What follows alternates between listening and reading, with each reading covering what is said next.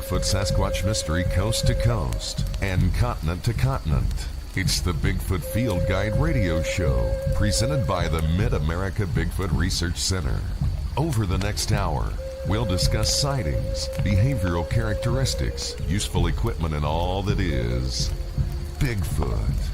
Pull up a chair and join the conversation. The Bigfoot Field Guide radio show is on the air.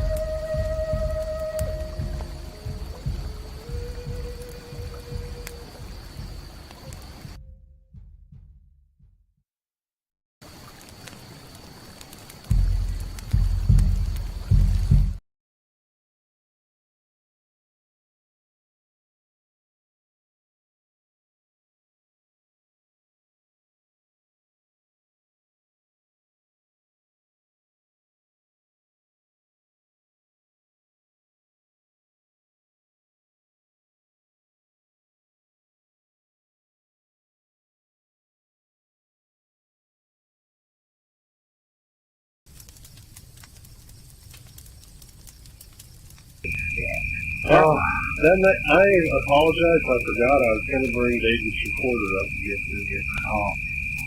Well, we'll see each other before it's too long. Yeah, and again, if you want to send the data to me over the cloud or something, then I'll be happy to review it and do some cutting. I have no idea what's on that recorder. Well, again, anything that might not be acceptable, we're not going to worry about it.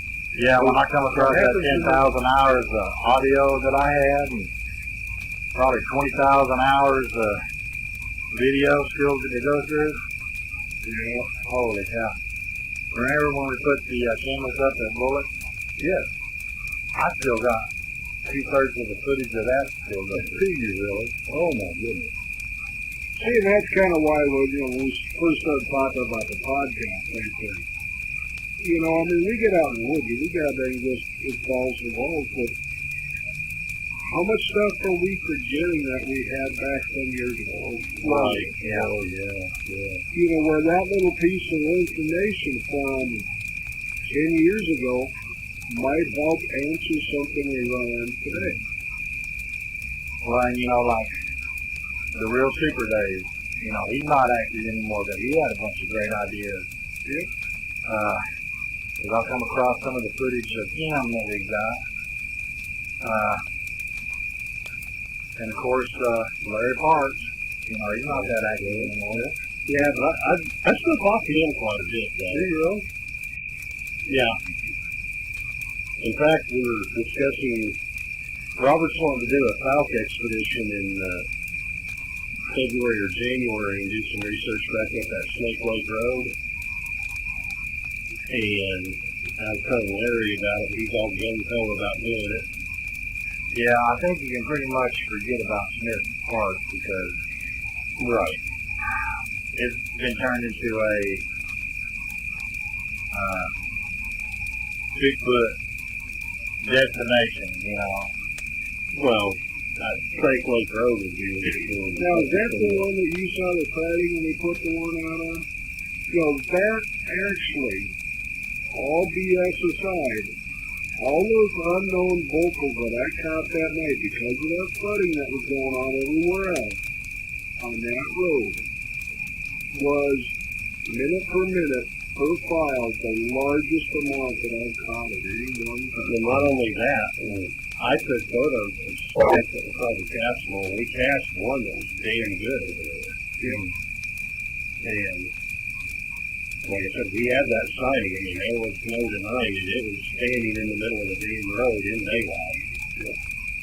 That was the footprint about 17. 17? Really? Wow, that's great. 5 toes.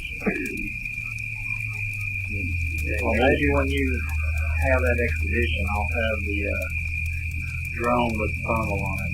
Right in. Yeah.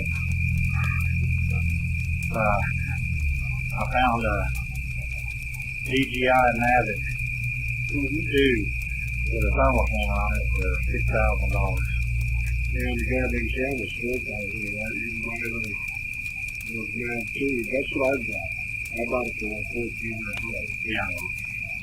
Yeah, But those just, cameras are expensive. yeah. Yeah, because I could get one and put it on. But at least we would be able to sit there at the river crossing and send that damn thing up through the valley. Yeah. And be sitting there watching what it sees and everything. Well, that's kind of what I do with my drone now. Is, if I want a researcher, I can't type like I used to. Yeah. So I can send the drone out. Okay, if we're sitting out there on a listening post, and okay, it's in this direction where we're sitting, I can shoot the drone over there a few days later and see what the lay of the land is. See what's different about this than what it was over there. You know. Again, no, it's not as good as putting boots on the ground, but I know. Get older. yeah, the boots on the ground, yeah, that's getting tougher. Makes a lot of sense. When y'all do it, if there's any roads or trails like there was at one time that I went with y'all looking at, really need to get somebody to hike down in there and drop boxes. Oh yeah, well that's on the agenda. And I was telling him I'm working on a little new type of Dropbox project. I've got some non-IR time-lapse cameras, and I'm making a covering out of some of those old foam faucet covers, because they're tiny cameras. Yeah. You can stuff one in there, poke the hole out of it, glue some bark on there, then look, there's like a big burr on a tree. You strap it to a tree about 20 foot off the Caldwell Trail. You just run around. Let it go. Mine, you can say a third two if you call it a deer. Take a deer on the neck. It can take, I think, up to 164. Because I think that third two would last a week. Yeah. It takes faster to go and less. Yeah, the battery life on it's about a week. They've got $500. I've been eyeballing it. And it's got a battery life of a month. Well, he gave me an idea off of his big Dropbox that he deployed that one time. I found a camera system that is Wi-Fi, and I was like, okay, I can go and take and put 4 cameras out on tripods, and it comes back to the monitor. And what I could do is I can hook the biggest battery backup on those things to power for at least one night. And my whole idea is when I get that Polaris Ranger that I'm wanting to get, I'm going to mount the damn screen right there, pull up in the middle of the woods somewhere, set those cameras about 50 feet away, just kick back and watch. Yeah. Yeah, you and me are going to go on style. That's all there is. It's about time. Yeah, the old days of bouncing around and I'm just picturing this thing going through there looking like the freaking car on Ghostbusters. Now it's going to look more like from Rat Patrol or the Jeep. I'm going to have bags hanging off the side of it. There you go. Yeah, if I just mount a 50 caliber machine gun, it's like, heck yeah, we'll bring in the proof now. I got a 458 when you go on. There you go. Well, why not stop there? We can add some armor plating and Well, what was funny is we went down to see the grandkids in Texarkana, and we come back up around to Oklahoma 59. Inola and all. Yeah. And we passed that one Dairy Queen where his go-kart caught on fire. Remember that? Yeah. And that was the one thing Bobby remembered in that whole town. Ain't that where Mike's go-kart went and caught on fire? Yeah. We got to go back down. You got a high Saturday. Yeah. Definitely need to go back down there. I've got that audio somewhere that Johnson and me and Harry sat down there when the wood mouse woke me up in the middle of the night. They must have been like, Because I had my headphones on. Yeah. oh, well, I had that big one that when the jet goes over 30,000 feet, you got 30 feet down, I mean, that place sounds like a jungle in the middle of the night. Is that place down on the Little River? Yeah. It's across the river from where we took the pictures at. Yeah. It's on the south side of the river. Yeah. If that was private, that was what's called at that time, we not federal or anything. So you got to stay outside the gate at night time. Only if they catch you. But, yeah, me and Slick made the mistake of following Mike on foot down through there. Man. Every time you follow Mike, Yeah, he walked right over this snake and kept on going, and me and Slick both stopped to watch that snake, and I mean, it must have took 5 minutes for that snake to go across as long as it was. the critters. Only that Steve, that federal animal guy still down there, the one that gave me the name of the other dude. You know, I'll put the thing, cut trees for him. Unless he's retired or something. There you go. Yeah. You're in the right spot. Just come on, pulling off the road a bit, and you're there. Yeah, I gotta say, we definitely had our share of adventures. Now I have to ask, when you went down there following Mike, you did make sure not to watch any crocodile movies. Oh man, That's all he talked about. well, and that was what was so crappy. Izzy's mom watched that whole week. Nothing but alligator and crocodile horror movies. And I'm walking down looking for your ass on that trail. And I see all these slides where the alligators have been going down into the water, and I'm like, I got your chair here, Robert. Go ahead. We got one extra here. You ain't got to dig it out. I brought two chairs with me. Well, we got her all situated now. no, but if you remember the night before, we run into that park ranger, and he was telling us about that 14-footer that they just caught. But, you know, here I am, I'm like, damn, that sucks, you know. Well, you know, we were at about, it wasn't the last time we were there, it might have been the time before that. And I was trying to remember who all was with us that time. They went down to the boat dock on the far end down past the end range. And they were telling me, yeah, we're hearing some weird noises. This February, I wasn't even thinking about this. What were you hearing? And they played an audio recording, and you would hear,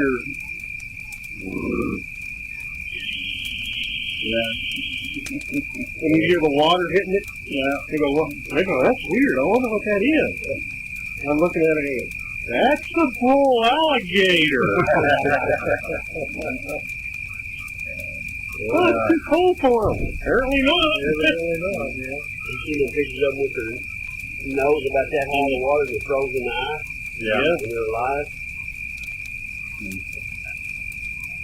Of all the things that we got inside Louisiana, that's what I wish I would have seen with the alligator. We just weren't in enough areas, where it was swampy enough to do it. But then again, when they cut lease roads in those places, they can't go through the swamps. They gotta go around. I spoke at a men's retreat earlier this year, and it was at New Orleans, and we took an afternoon and went up to see the Honey Island Swamp. Did a boat tour up there. Saw some huge alligators up there, and they were throwing marshmallows out. Alligators that come to eat the marshmallows. Well, they know it's illegal. You can't throw them food, but if you drop a marshmallow out, they fell out of the boat. You can get by with it. There you go. Well, I haven't told Bobby yet, but we're going to go up to Springfield probably next couple of weekends. I'm writing a new book on how to use thermals in Bigfoot research. Thermal pictures of just about every North American animal except for an alligator. So they got a bunch of white alligators up there. And I'm like, I'm just going to tell them at the door, hey, I'm writing a book, and I want to see if your alligators will show on a thermal. Yeah, they're cold natures, right? I mean, cold blooded. Well, they are, but they're not. if they've been sunning all day, they'll be warm. Like snakes. And the snake's been laying out in the sun all day, it'll be warm for 3 or 4 hours after dark. But then when it gets cooler, it'll be by the temperature. I actually wouldn't be surprised if they do put off a little more heat for them. Just because of number one, the size. And the other thing is, I do believe they do have a higher body temperature and they can regulate it a little bit, but not like a mammal. Yeah. Well, that one time we was doing that thing with the news crew from Oklahoma City, they were across the road and they heard something happen. Sticks snapping. So they come running back and we heard something over there. So I'm over there with the thermal. I'm looking like this and I feel something poking me on my foot. And I'm like, what? And I look down with the thermal and I don't see nothing. So I shine my light and there's a little pygmy rattlesnake sitting there trying to bite my boot. And I couldn't see it with the thermal. Yeah. Did you ground it? No. Well, again, there's a big difference between a little baby pygmy rattler and a Big boa constrictor, well, being a boa constrictor, it's still probably turn up cold. The reason I'm saying that the alligators, they are actually known to regulate the body temperature a little bit. Well, because they have a 4-chamber heart. Yeah. Somebody did send me a video of what was an alligator going down into the thermal, and you can see on its back there was a heat signature there. But it's not like looking at a dog. Yeah. What about a gorilla at nighttime in the zoo? It should still be hot. I mean, yeah, but is there any photographs of that anywhere? Well, yeah, that's right. They got a thermal. You might want to look into that too, because if you get a goddamn gorilla on thermal at night, talk about a good comparison for the possible Bigfoot one. Yeah, I didn't even think about that. Unless you've got bunny ears. Too bad Gentry Safari closed down. They had a couple of gorillas I could have went up there and took pictures of. That thing. We always talk to. They're building a little zoo in Greenwood. And they've already got enough. I mean, a monkey would still be better than nothing.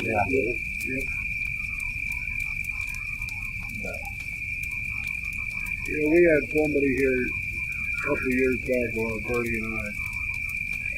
And, I had to chuckle that night just what the guy said. And what made me chuckle was what your wife had said, what Bobby had said. Before you guys got the thermal, every little noise, you guys got excited. Because you didn't know what it was. It's the unknown. And they went out in the woods with us and, hey, this. What is that? Oh, that's just the same type of situation. And after I did that about 3 times to the guy, he's like, something. It brought up that I've gotten well enough with audio that, again, it's kind of like your thermal stuff. You hear a noise, you shine over there, it's a raccoon or it's an armadillo or whatever. On the sound like a heart or something. That's it. And again, I think you and Dave was with us that time. You might have been with us when we were down there at the creek trying to figure out if we could get across down in southeast Oklahoma. Yeah. And we've seen all of those freaking armadillos. Yeah, we scanned that hillside, and there must have been a dozen armadillos going across there. I've never seen that many birds. But me and Dave was down there at 3 or 4 o'clock in the morning, all the hogs come through. I heard the hogs come through, and they wasn't noisy. They were quiet. Yeah, but that damned armadillo will be, But again, I just had to kind of chuckle because, I've gotten so used to what is out there that unless it's something unusual, it's just like... Well, I actually got something similar to that in my presentation for tomorrow. He was pretty much long gone from the group when you come on board. I think before Mike come on board. I know Robert has met him and I know these two have. But we had a special forces captain that was in the group, and he served in Afghanistan. Where was he from? Texas. Jake Center, I don't know if you've ever seen a talk to him or whatever. Or What's his name that had the bar down in Texas? that was Glenn. I've been there. He's a dandy. But here, this man, he was even trained as a sniper, and been in Afghanistan, been in Iraq. You know, you wouldn't think nothing was scary. But that night after the Bigfoot Conference, we went back up to the ridge there, and the Bigfoot was big. I mean, they were looking around the vehicles, over them, and you could see the fire that we had, you could see the eye shine. And, of course, I was tired because of the conference. I went in there and lay down in my tent, and I heard a vocalization off in the distance, and I said, guys, was that a vocalization? Yeah, okay. And I went back to sleep. But the vocalization kept getting closer, and it freaked this special forces captain out.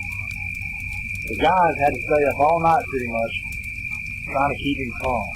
His bottle filled up. So, you know, just the fact that, you know, we're talking about how to start your own research. I talk about that bottle of fear. And I use that as an example. I got tons of respect for the man. You know, he has lost no respect in my eyes when he did this. Gunfire, he ain't worried about gunfire, but that. Yeah. Well, we've all been there at one point or another. Yeah.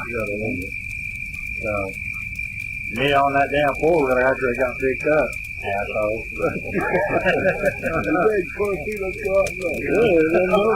Everybody just follow Mike out in the woods. Yeah, I wasn't going to go back until he said, you pussy, and I was like, all right, you go with me, man. I remember. These guys, they were sitting there like a little band of rooster. Like, Y'all got you. Today we took them pictures, y'all let me get closer, and then sitting behind that tree. Yeah, but the bad thing was there was a juvenile there, so they probably would have ripped both your arms off. Well, y'all have been witnesses of it, so. Yeah, but let's take everybody back out of the woods. And not in Jesus. We'd throw you back together. Now we're taking Mary off to some American woman. That would be, that's silly. But. So what do you think the turnout's going to be tomorrow? You gotten some advertising and stuff in? We've thrown it all over Facebook and flyers up locally and spoke on a radio station. Have you guys done the paranormal deal this year? No, that's the last weekend in October. And at least I'll have books for that. But Craig Woolheater has invited me to come down and sell the book there in Jefferson on the 18th, so I may go down there just to create some revenue. Well, He's going to be here tomorrow. oh, is he? No. Good, because I want to talk to him about Cryptomundo. What happened to Cryptomundo? It's got so many viruses on it Really? that I can't even open the front page. And there's so much information on there that I'd like to discuss with him, you know. Is he interested in selling it? I know he makes some money off of it in the ads, but I don't really think they've been updating that thing in not the Sundays. I used to look at that all the time. I haven't in a long time. Yeah, about the last year, my antivirus popped up. Boom, boom, boom, boom. Because I was trying to find information about the Johar Bigfoot hoax. Didn't realize I already had it on the Squatchpedia, but I went back on Cryptomundo to try to find information on it, because I knew they talked about it. Even archive.org which basically takes a snapshot of websites and stuff. It every now and then will pop up and say there's a virus on there. Fayetteville area. Shirley found it or saw it on Facebook because that's one of her groups. There's somebody out in Oklahoma that now has got TikTok or something of a Bigfoot that they saw, kind of had the color of a orangutan. They even did a damn news article on their 2029. Shows a couple seconds of it. Yeah, and then the guy says he runs. That was. Shirley showed that to me, and I'm thinking, well, I'm no audio or no video guy, but this to me looks like bullshit. You know, that was the first thing I thought. It's a costume, because if you watch it, when it has its hand up, you see the cut. Yeah. So, that right she there just showed it to me on a tablet after we'd gotten here. Yeah. So again, I haven't had any time to do much else with it. But I know that might be talked about because again, that was just brought up locally here in the last week, 10 days, something like that. Yeah, they really take it. You know, I've got to where I can just look for a split second. We'll know whether it's a costume or not. That's kind of why I think all this works out as good as it does. We've all got little, you know, I don't need to worry about video. If I got a video, I'm going to send it to you. I got a biological question, I'm sending it to Jim. Yeah. You know, again, we don't, all these goddamn people have figured they got to be the best at this, and this. That's one thing about this group. We all can throw stuff together and put the minds to it. Yeah. You know, and again, I'm fairly good with audio, so no problem. You got an audio, let me take a listen. I'll give you my best shot at it. Yeah. You know, we found some hoaxes out with audio, or take a listen to this. What do you think? And I could tell that it was an overshot. You know, recorder in the background and re-record it over it. Yeah, like I heard the footsteps go between our vehicles when we was down there. Yeah. Mm-hmm. Yeah. He listened to it and he goes, that's two distinct. Yeah, they had two different walking tracks. They were not the same. And you know, you sent me one that those kids over there recorded and they thought it was the Bigfoot. And again, it was call blasting. Yeah. And how I could tell that, I've listened enough where again, if I'm looking at you talking, you can hear this. Now if I turn over there and say the same thing, it doesn't sound the same. Yeah. Where this repeated time after time, the vocalization never changed. The volume. Mm-hmm. Well, not only the volume, but again, if it would have been walking up and down a hill, something would have gotten away to where you wouldn't have heard it as distinct. You know, do I think the kids were trying to hoax? No. I think they went out and there was some amateur out in the woods trying to use call blasting, and these other people heard it, thinking, hey, this is really scary, this is a Bigfoot. I've written another book that's on the shelf right now. It's called Monkey Business. And I call it the Adventures, Mishaps, and Shenanigans of an Old Squatcher. And most of you guys are going to be in it. Anyway, just giving you fair warning. But I wrote about when I made my call blast equipment. You know, and I was so proud of it. You know, it actually worked. And we were out there, and me and Frankie and Taylor were up on this hill, and we call blasted probably tough 3 or 4 hours. You know, just different things and just seeing how it would work out and all. And Frankie had a business meeting at work the next morning, so we wound up leaving about 5:30. And so we were driving out slow, and there was this campsite that we didn't see when we came in. But we drove by, and there was about a 12-foot fire, and all these Boy Scouts were around that fire, and the Scoutmasters were there too. and I didn't even stop. I said, let them have the moment. Me and Will had something similar happen like this down at Turner Falls like that. We went back up there on that hill heap that we were going up to by the radio towers. And we were doing some calling and whatnot. Then we got to looking as we were walking down, and we seen a fire. And I go, well, are there campsites over there? And he looks and goes, you know, I think there are. Yeah. Last year we did the whole Navy conference. We had Tom Powell and Scott Nelson both. And we were up on the ridge. And they took Tom and went up on another ridge. And me and Harrington had Scott with us. So Scott goes, I'm going to do a whoop. So he did a whoop. And then on the other ridge over there across the valley from us, come a reply. So he replied back. And we went back and forth, and finally over the radio, hey guys, where you at? So we're like, well, we're over here on this ridge here. Where you at? We're over here on this ridge with Tom, and he's just calling to this Bigfoot. And we're like, wait a minute.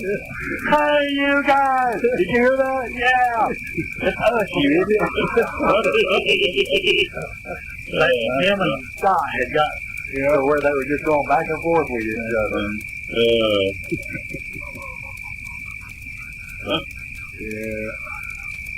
I was up on the ridge one night by myself, and I was sitting there in this chair and had it up against the tree.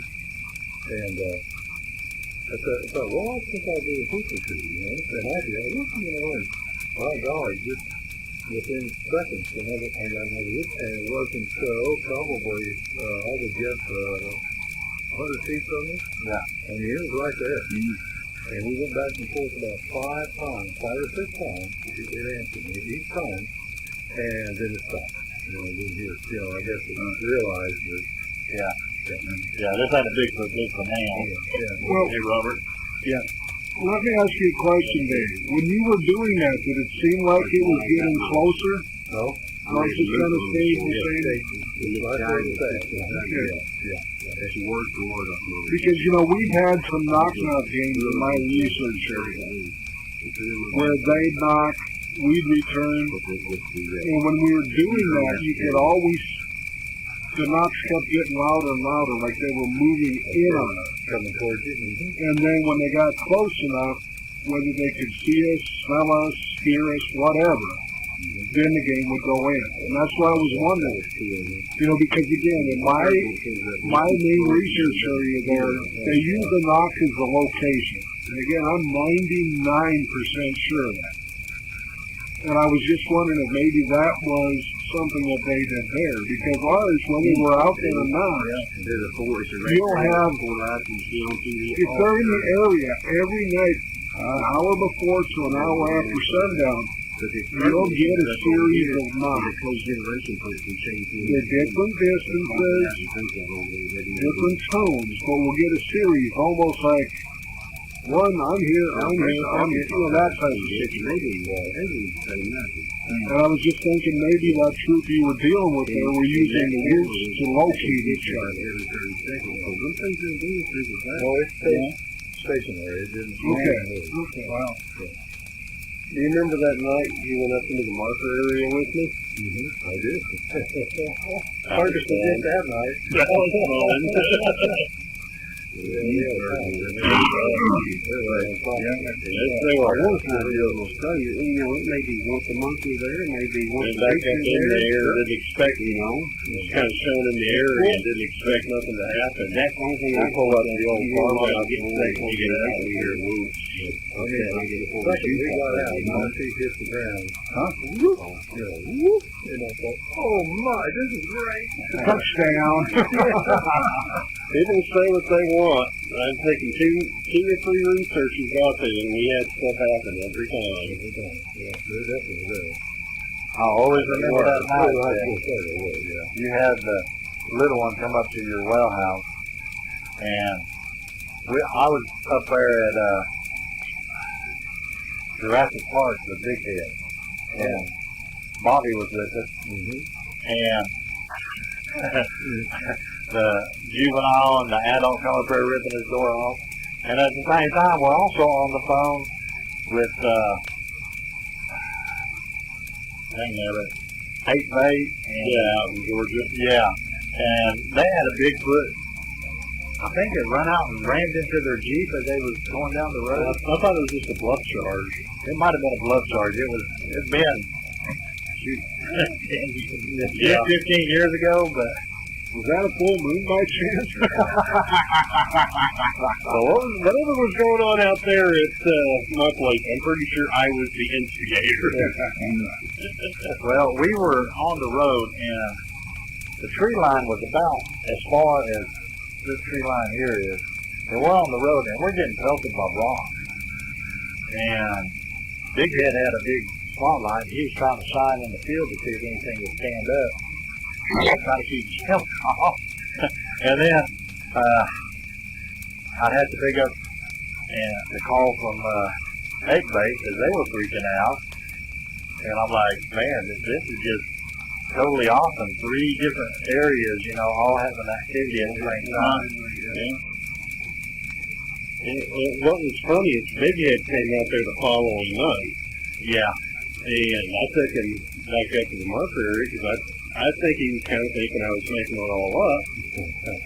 And we went up to the marker area, and we get up there, and we walked past those cattle, and they were all ringed around the calves. And at the fence formation, we didn't even think about that. We get up there, and we're looking around, we're getting ready to leave, and I feel him grab my arm and goes, Jim? I go, what? He goes, what's that? Look over, you can see a silhouette with the light shine there, and it ducks under that branch and then just starts walking our direction. Well, there was one time I was with him and Elvis, and we had a fire right there at the old bait station there. And something was coming down the trail at us, and I mean, it was like, and they both got up and they both produced pistols. I didn't know Elvis even had a pistol. And I'm like, let me get behind you guys. And here come a couple of armadillos just walking down the trail. I'm like, yeah, you guys, let me stand behind y'all when y'all got pistols. One time I was traveling, and I made arrangements to spend the night with my sister, and she lived in Atlanta, Texas at the time, teaching school. And we got there, and she asked me about Bigfoot and all, and then she started saying, let's go squatching. Let's go squatching. Let's go squatching. And I said, okay. It was about 10 o'clock, and Atlanta is only about 10 miles from South, you know. Okay. And so we drove over to South, and we drove down there where the pipeline was, and there was a big alfalfa field right here, and we parked, and we had our windows rolled down, and well, even before I got out of the car, I just leaned down and woo, get this big old whoop. And as soon as I finished, there was something on the other side of the alfalfa field reply to me. And I turned to her. I said, "Did you hit?" And she was rolling that window up. She was done. She wanted to go right then and right there. Yeah, you know, people think that it's all fun and games like they see on TV. But man, when you get out there and Really gets dark. yeah, Yeah, it's spooky. Well, it's just kind of like down there in the fall. Again, like I was telling these guys before we got here. That one night where I had the most audio I've ever collected. Crazy. Straight unknown audio. Yeah, and the river was up, everything was flooded, and it pushed them all up in that one area, and that's where you had your recorder. Just absolutely crazy what was being recorded. Again, I still go through that from time to time to see, okay, well, now I've got better knowledge of this critter, that critter, and there's still 60% of that that I can't identify. Yeah, and then all of a sudden you hear, Yeah. and then the jabbering again. Are you using the one where it goes through the whole file and finds that one thing? all the artificial intelligence stuff. Yeah. I haven't got it. I'm still using the old-fashioned spectrogram. The only thing that I'm not sure, and again, I don't know enough how to look into it, but with that AI, can you teach it what to listen for? Yeah. Yeah, you can actually have a sample of what you want to looking for it, and it will go through the whole recording looking for it. Yeah, because if you got the frequency you're looking for, what the calories are different and everything else, right?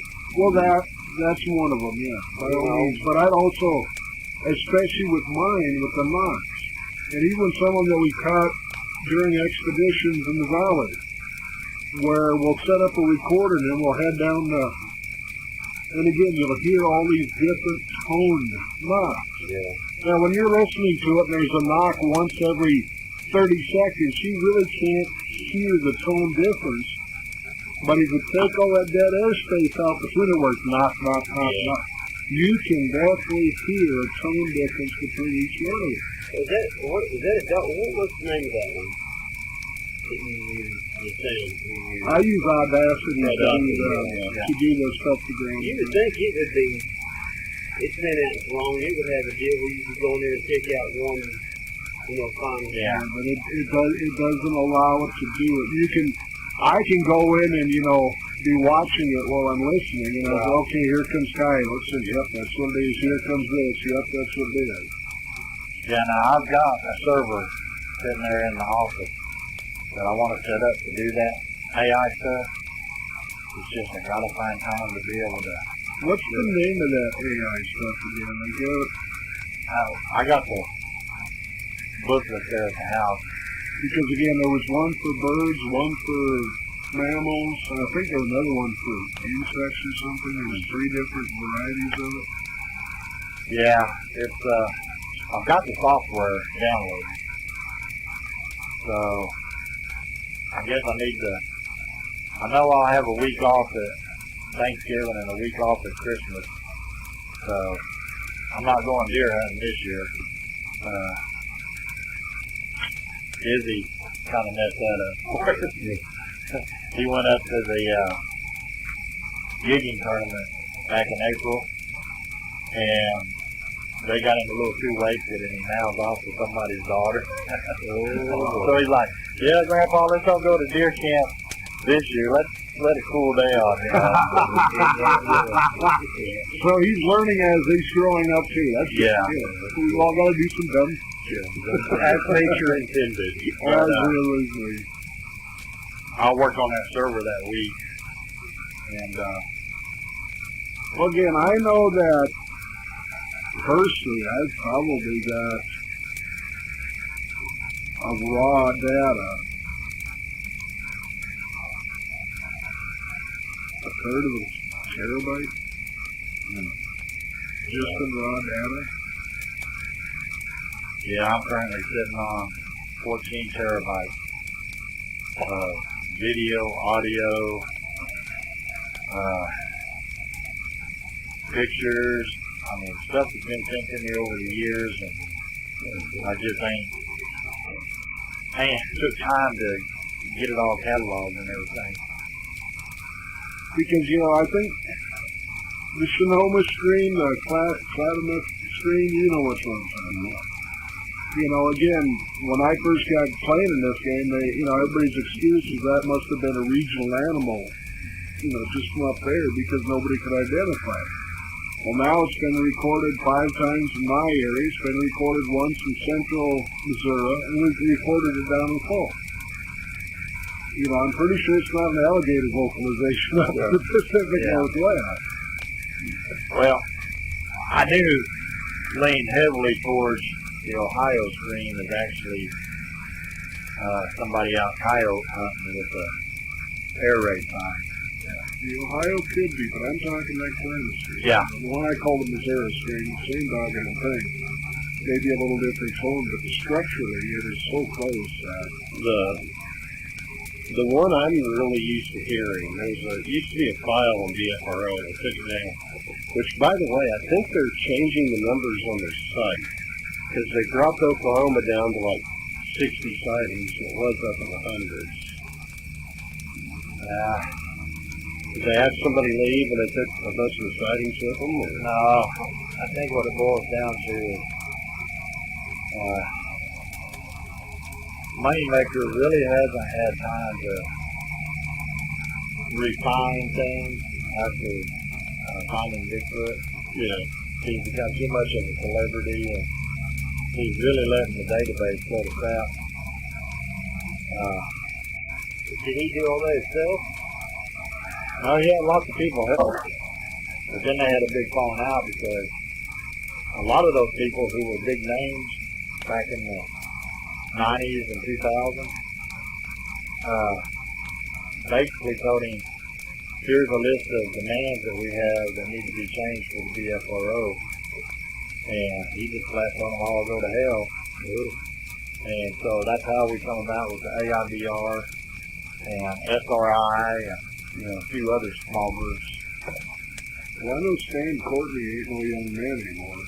But again, I used to listen to a lot of his audio. He had a very, very depressing collection too. Yeah. Well, what I was going to say is there used to be a recording on the BFRO website, the Mississippi House, and that's what we would hear down the bottom all the time. Okay. The Mississippi House is on the Swatchpedia. Oh, is it? Pull that up. Do some comparison work. It's running a lot smoother now because I had like 25 databases running on the server. So I shut down 15 of the websites that were using the databases. And now it runs pretty smooth. Again, with the collection I got and stuff we, shared together, I really haven't compared to that many purported Bigfoot because, again, I've been comparing it to no one. And again, maybe that's part of what I need to do now that I can't get in the woods as much is go through some of these and compare it to what we're collecting throughout the country and see, because again, if it's Mississippi, again, the same thing can be, oh my God, that's a local animal, that's, just like the old, it's an alpha coyote, and I can basically prove that wrong. This low tone, there's no credible database that I can get into that shows me this tone being with the coyote. And again, not that it couldn't be, but why does Wyoming and Idaho that spent 5 years trying to use coyote recordings to repel coyotes to stop the sheep killing? And they shut down the program because they couldn't do it. But again, they got a database you can compare the coyote localizations that they were using. And not a one of them had that deep tone. Well, now, let's make sure that when we turn this into a podcast, that we don't try to tell anybody that we were way deep in the woods. But we already had a helicopter, and now we're going. I think I just heard a motorcycle go by. Well, again, and I think that this is probably just as important as the deep woods anymore. Because again, we're all focused on research of what we've done, not what we're trying to accomplish with more of it. We've all collected a lot of data. The problem is we're not been real good at sharing that data and putting it on the data table. Well, within 3 miles of where we're sitting right now, I know of 4 sightings. So we live that direction about 3 miles, and right over here, about 2 miles from here, a woman saw something across the road in front of her. And just north of Bologna, just a little ways, there's an ongoing problem that a family's got. Someone's chasing their horses at night. They found footprints. They had rocks thrown at their house.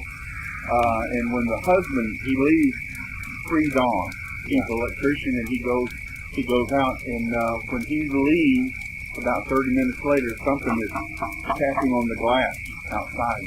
And so that's happening ongoing all through the year. So. Yeah, I know when they start talking about how it's like Oklahoma. During the symposium, we'll have 20, 30 people come up. We just seen one the other day.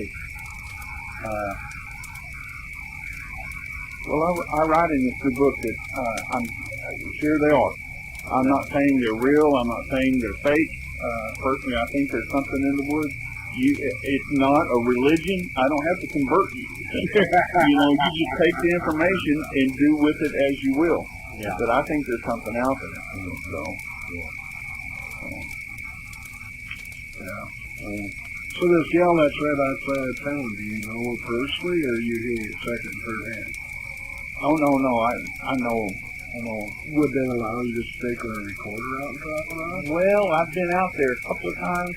The husband, being an electrician, he put up spotlights all around his house, and that tapping on the window had stopped because of that. Yeah, Motion sensors, motion. Yeah. So, but they don't want it happening.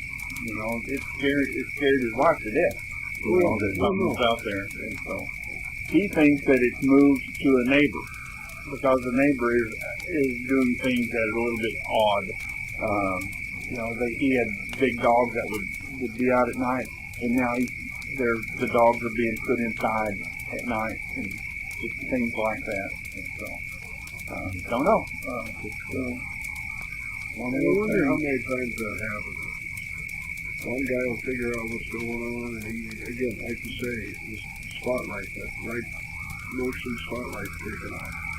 I wonder how many times it would move a mile down the road to the next one, or to the next, Well, they have horses, and I think whatever it is enjoying and eating some of the horse feed that's there at their barn.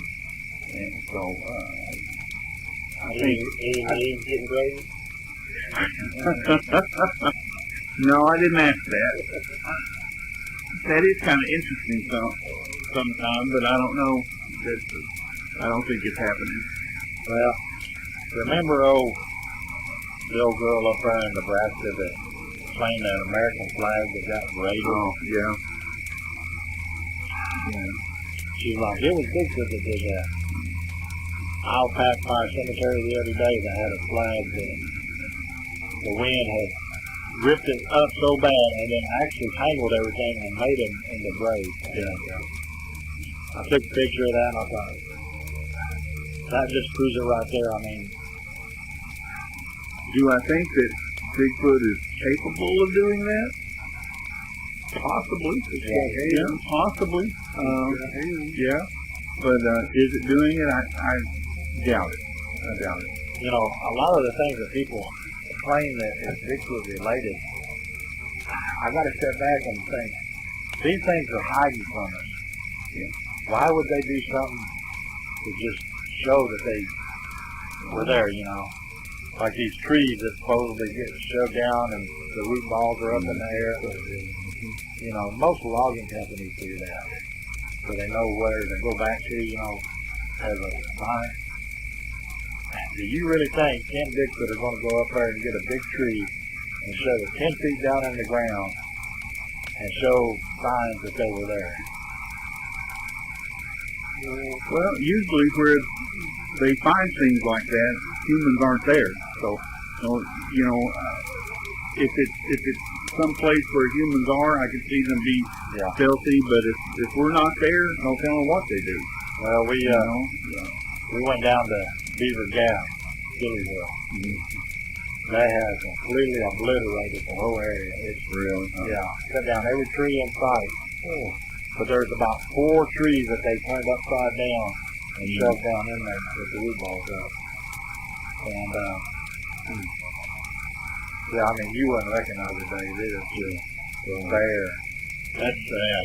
Yeah, it really is. And I don't think they plan on replanting any trees down there because we're probably trying to develop it. I think they're just trying to open it up for grazing one day. That's your idea. So,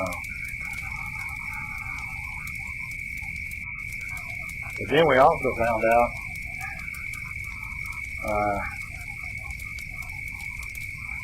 part of the valley that got bought and they put the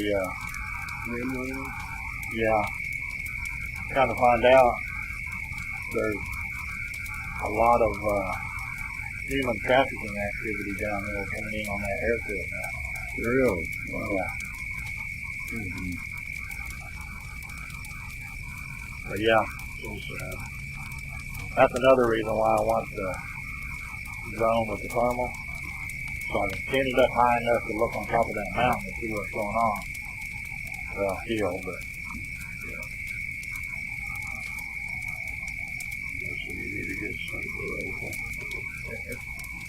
I'm sorry, I mean, that's kind of the way I feel. I know. Treat other people like an animal or a livestock or whatever. I don't have time to think on.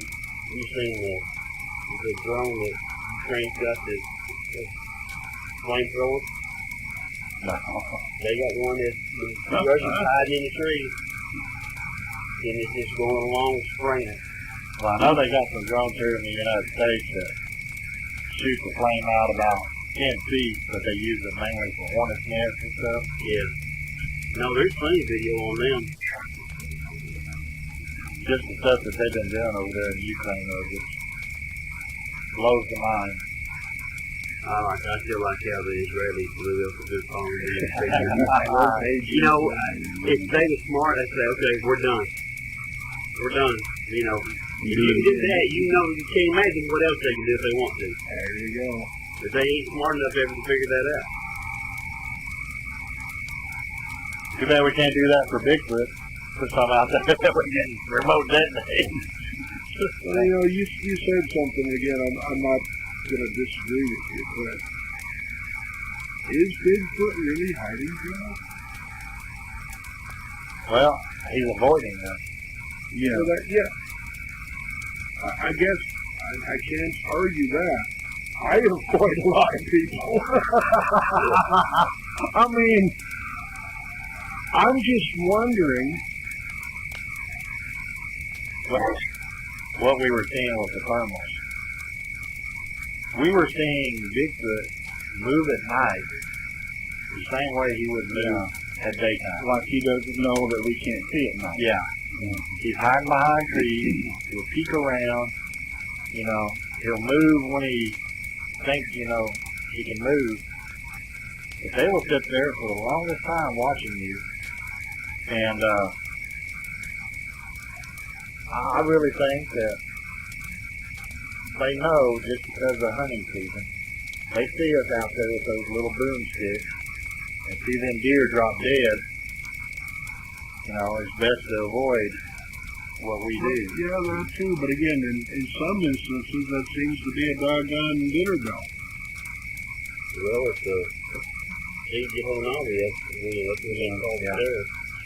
Well, now here's something too that new search area that we kind of looked into, but then lost out on. The landowner would go out there and brush hog his fields at night. Mm-hmm. And the Bigfoot would come up there and wait until he was done, and then they'd go out there and fix the field for all the deer that he chopped up and, you know, the small animals. Whatever, Yeah. And he said as soon as he entered that field with that brush hog, he could see the eye shine all around the field and stuff. They were just waiting on him. So again, and I don't disagree with that at all, but again, is that really avoiding behavior? I guess where I'm going with this is, again, you know, if you were in the middle of the Appalachian Mountains where, again, there's not a homestead for 20 miles, and humans go in there, I could see them avoiding the human. Yeah. Well, when these things have gotten so used to, well, we got dumpsters being raided, we got garbage cans that are being raided, we've got... Yeah. I guess hiding is too... They're hiding, it has a connotation that they're afraid of it. Yeah. And they're not afraid of it. They're avoiding it. You know, the natural environment, again, in the middle of a goddamn huge forest where nobody lives, they're just doing what they naturally do. Yeah. The ones that grew up and have learned to be around people, I don't think they're doing anything more than what they normally would do. Well, like the ones there in the valley, when they come out there at the crossing, when people are out there partying and stuff, they are so used to having lights shined at them. So we thought, okay, we shine a light, we have an activity, it disappears. But down there at the river crossing, you can shine, well, like these two. Yeah. They had that juvenile dead in its light, their flashlight, and it just sits there kind of like, You see, over in my area, if there was stuff when I first started this that was making me nervous, a flashlight would shut them down. It would end. So again, the ones in my area, that bothered because the ones where you're at got used to it. Yeah.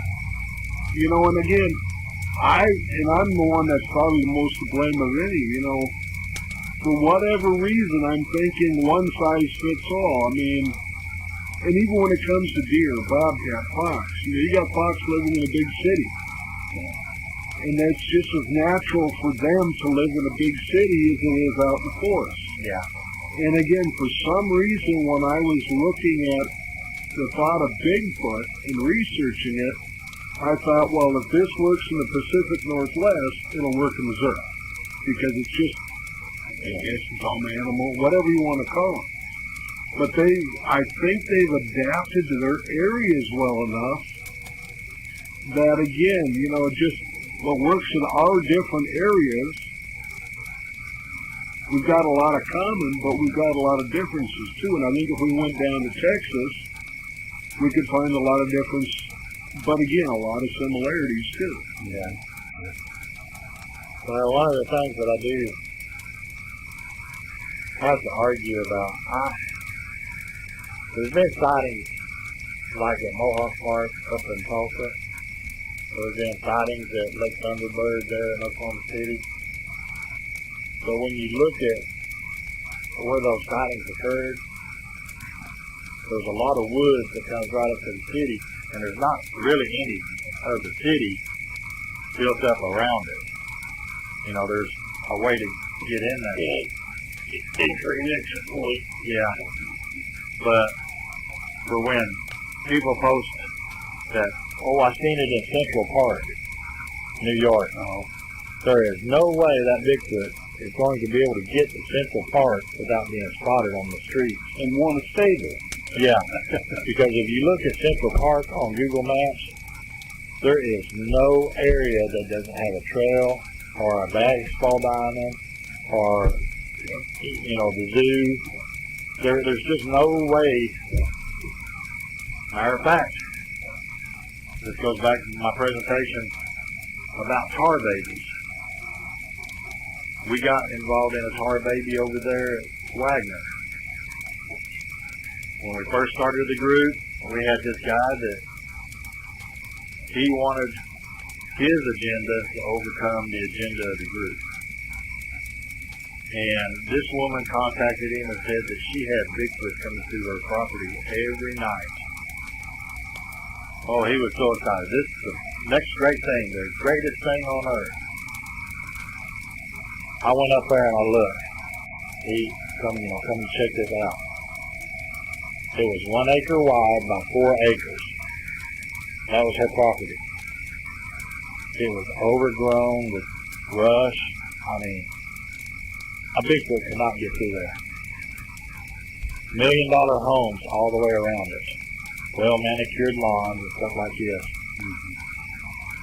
And she said something that made me think. She goes, yeah, the neighbor, he likes to come out to his brush pile here by my fence in a ghillie suit. I'm like, okay. Well, this old boy pressured me and Randy to put trail cams up. So Randy pulled his trail cams for bullets, brought them down there, and we put them in key spots where anything coming through, we were going to get it. And we left them there for about 2 months. Well, when we put them up, me and Randy also got down on our hands and knees and went through that underbrush. All we could find was rabbit trail, small game trail. Yeah. And this old boy even convinced a guy to come all the way from Florida with his thermal and camp there for 3 weeks in a tent. And when we finally was like, dude, there is nothing happening there. And then I talked to the neighbor about him in the ghillie suit. He goes, yeah, I'm trying to scare her into thinking that she's got Bigfoot coming up to her property, so she'll sell this place and we can, clean it up and because it devalues all of our homes. And, but yeah, she was claiming there's a dozen Bigfoot living on her property. There was no freaking way. And again, that's kind of, I got a call this last spring early from my daughter, lives up in Elkhorn, Nebraska, which is outside a suburb of Omaha. Yeah. She said, Dad, there's reports of Blair, Missouri, which is getting a little north of there, closer to in fact, the Missouri River goes through it. A Bigfoot. You ever heard of such a thing? Well, yeah, Nebraska does have some. We went up camping here this last year, stopped in the Iowa part. We were in a little town in parks in Harrison County, Woodbine. But some people from the little town of Pigzot, which is 6 miles down the road, the guy come up and said, them Bigfoot are real. I said, yeah, I know. He says, yeah, last fall, or was it this spring? He couldn't remember the exact time. No big deal. He said, we had one of them coming through our farm. He said it seemed to be there for about a week and then left. Well, that time of the spring, early, again, raiding somebody's food source for their cattle would make sense. Yeah. Then all those cornfields after that, and again, the small creeks and whatever where there's wood, there'd be plenty of cover for something, especially around that Missouri River. But there's been 2 sightings within Conway City limits. On this side of Conway, there's a Gold Creek that empties into Lake Conway, and I think they're coming up there. And there's a mall. There's an open store mall, not indoor mall, but an outdoor mall. Has several restaurants, and I think it's coming up that creek and going to those dumpsters. Now, Lake Conway, didn't they drain that? Yeah, it's drained right now. Yeah. So plenty of ways to get into town like that. And to the south of Lake Conway is Camp Robinson, and there's thousands of acres of just woods right there. So you go this way, and you got the Arkansas River, and it's wooded on both sides of the river all the way. Well, yeah, I'm not against the idea that Bigfoot will go into the town, looking for food sources and stuff like that. But I don't think the number of reports that we're getting are valid. Well, part of what we keep hearing is a person with a hoodie. Yeah. Black hoodie. Yeah. Well, anybody that spends any amount of time in a city more than 30,000 people, they black hoodies on 90% of the people right now. Yeah. So if they're going by that description, how can they say it's Bigfoot? Yeah. Again, kind of like, it was huge. It was how high is the garbage can? If the garbage can is 3 foot, a 6-foot guy is going to be twice of the garbage can. If it's 4 foot and it's twice the size, now you might have something. Yeah. Well, I got a woman that reported a Bigfoot coming up to her house there in Kansas. I posted the pictures of it. Well, you haven't seen it. Then I posted them on our private group on Facebook. I need to send those pictures to you. Okay.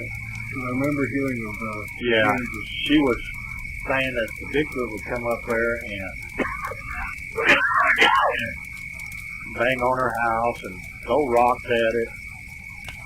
And one night she had a friend over and they looked out back and the Bigfoot was standing back there by a tree.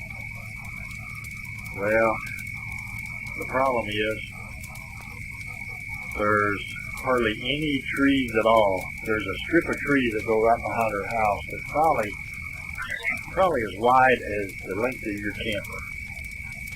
And there's another house that sits right up behind them in a field that can see that whole field. You look at the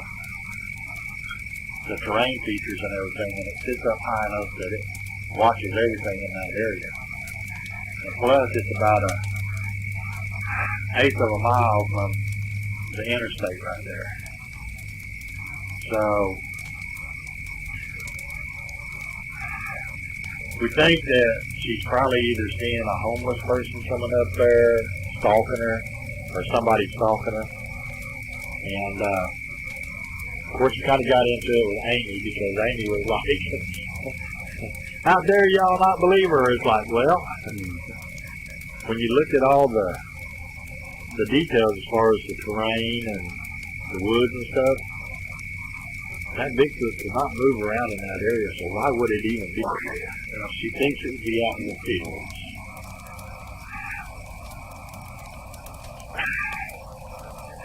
You know, we talked about how Bigfoot, you know, people look out and see what they think is a cow going across a field out there in western Oklahoma, and it could be a Bigfoot on all fours. But there's enough woods out there in western Oklahoma, you know, that it can hide. Yeah. It ain't got to go far. Yeah, this is like 10 miles of nothing but open field. Yeah. So, and again, you know, I know Amy thinking they could stay in the fields. I guess if they went on all four, they wouldn't be seen, but I'm pretty sure the farmers around there would have destroyed crops if they were doing that, and there would be something said. You know, because again, anybody that's got a grain or a cornfield, if you got something going through it, tromping down the doggone grain, it's going to take off the farming. and when you look at the aerial photos of the area, every inch of that area is being used for farming. Yep. So, yeah. But there was one over there in the Anderson, Missouri, that was a guy that road out there called Bud Springs. When Shirley was still working at the Walmart, we were up at 3:30 in the morning, so she'd get ready for work. Across the scanner would come. There was an old gal that lived on Mud Springs Road. That the dog, she'd let the dog out in the morning to do its thing, and it would start barking and raising all sorts of heck, and she kept reporting people ducking from tree to tree. And she, again, you know, 80-some-year-old gal, she was thinking someone was a stalking her place, checking it out, and then send the deputies out. Deputies get out there, and there was nothing. Well, again, talking with some of the deputies, they actually found footprints, but they couldn't understand how it got under that fence line without leaving marks, because every hair, you know, dew all over the place, just like here. So where you could see footprints pretty easy. And instead of belly rolling underneath the fence, that's over. The footprint was on the other side. If they could find it, it was the road. Well, you know, Bernie and I went over there and took a look at the area after the third night in a row where this poor gal's calling it frantic. And it was a strip no more than about 40 foot wide of wood. But it went from this woods all through this pasture, across the river, and to another set of woods. Yeah. And for a good 4 miles, that was the only stretch, an old fence line that had never been trimmed, and it was the only that wasn't pasture. Well, then it made perfect sense of why it was going through there. Yeah. Yep, it was using that cover because everything else was open. Yeah. Well, look at my area. Those, you know, Mushroom Gully, that creek, the wooded strip on it ain't but about a fifth of a mile wide at most. But it leads between big chunks of wood. Yeah. And it leads to, you know, freshwater springs. Yep. Yeah, and you know, if that was the case in Kansas, then, you know, I would agree with Amy that, there's a possibility. But when you look at it, you really put your mind to it, even if it was eating deer, it would still have to occasionally rely on, you know, enough calves and, you know, cattle to feed on, and, you know, Chicken. yeah. Or even in the summer, at the time when the corn starts putting on the goddamn stalks, you know, I'm sure they can eat corn, and, you know, especially in the spring state, you got, you know, you can survive that for a while just on that alone too. But you know, that's seasonal. Yeah, that isn't the year-round type situation. If it was happening during that season only, then there'd be more of a possibility.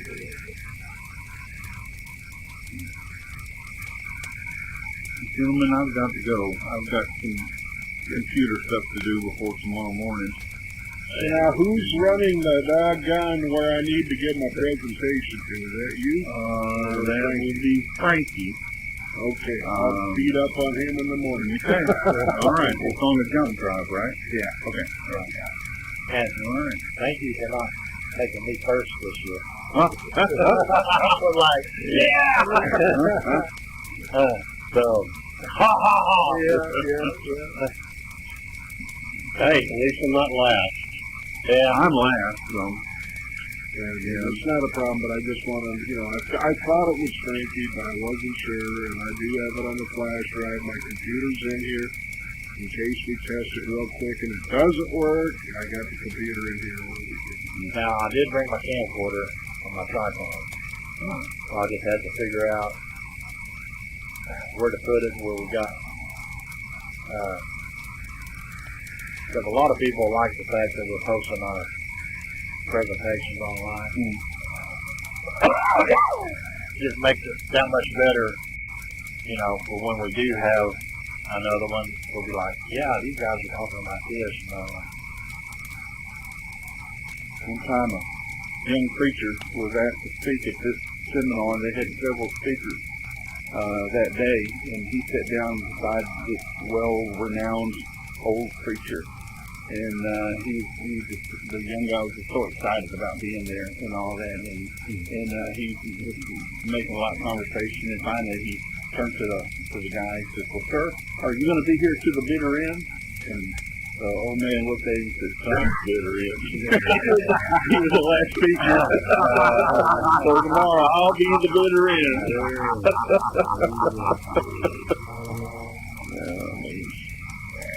All right.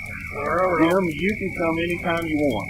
So I'm probably going to go that way now because I'm struggling to stay away. You just might as well follow your tail lights to get there.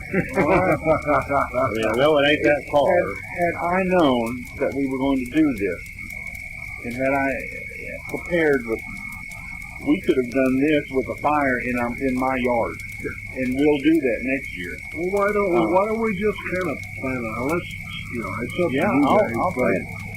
It just, we need more time of this. Yeah, during the conferences, symposium, we all got a job to do. Well, that's for the people that are coming. This is for us. That's it. Yeah. And again, you can get a lot more stuff. And again, for next year, if you have it down there, this campground's great. Yeah.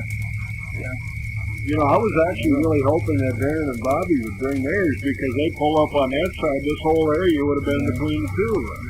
Yeah, unfortunately, my truck put a fuel pump in. Well, again, no problem. But, that's all I'm getting at is that, and these folks here seem to be pretty reasonable to where I bet if you had, They're very accommodating. one or two people that even brought tents or one to put next to the tree line, they wouldn't have a problem with that. As long as you go into Don's office and let him talk for about 30 minutes, He's happy. because you walk in and the first thing he does is say, the first thing he says is, "Welcome, have a seat, let's live there." Yeah. Well, But yeah, hopefully this works out on this location for you. yeah, I think it's going to. I really do. And if you get it to where it's a big building where we can pack 2,000 in, even better. Well, I'll have it. I'll be able to have it hired done. Somebody will put it on for me. There you go. I mean, I'll be honest, I really like the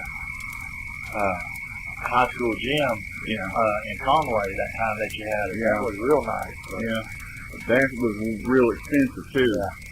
Just the venue cost me about $1,700 that year. Oh my goodness. It was a lot. Oh wow. But that was the whole problem with this whole area until we found this. Either it was a venue for 200 people or for 1,200 people, and there was no in between. It needed something that would do about 500, and finally we found it. that's the problem we had in Stillwell with the community building. Mm-hmm. They started saying, "Oh, y'all had 200 people show up."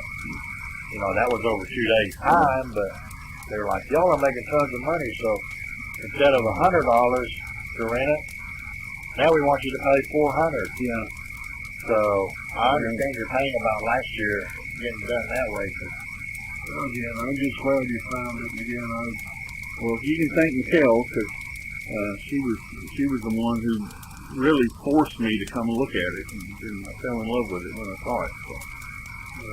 thank you, because again, this could really work out nice, because if you had someone that was wanting to come from further out of town to plan a vacation, because again, there's a campground, and all you gotta do is call Don, and he'll pencil it in.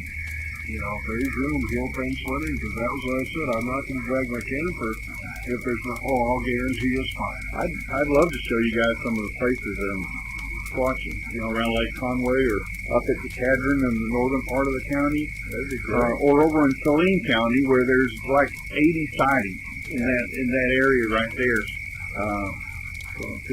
Yeah, we're just going to have to plan on coming down and They come down on a Wednesday and have the conference on a Saturday and hit the night or two in the woods and let her a run. week of it. That would be good. Well, leave all that equipment out there. We'll have a GPS. We can tag it so we can tag it. All right, guys. I'll see you in the morning. Yeah, I gotta go back to the hotel myself. Yeah, I gotta go. Well, again, guys, really, I thank you so much. I have really needed this. It's been great to get together. Yeah. All of this. Really needed this. Can you find our house? Yeah. Okay. Yeah, the Mount Olive Road. Yeah.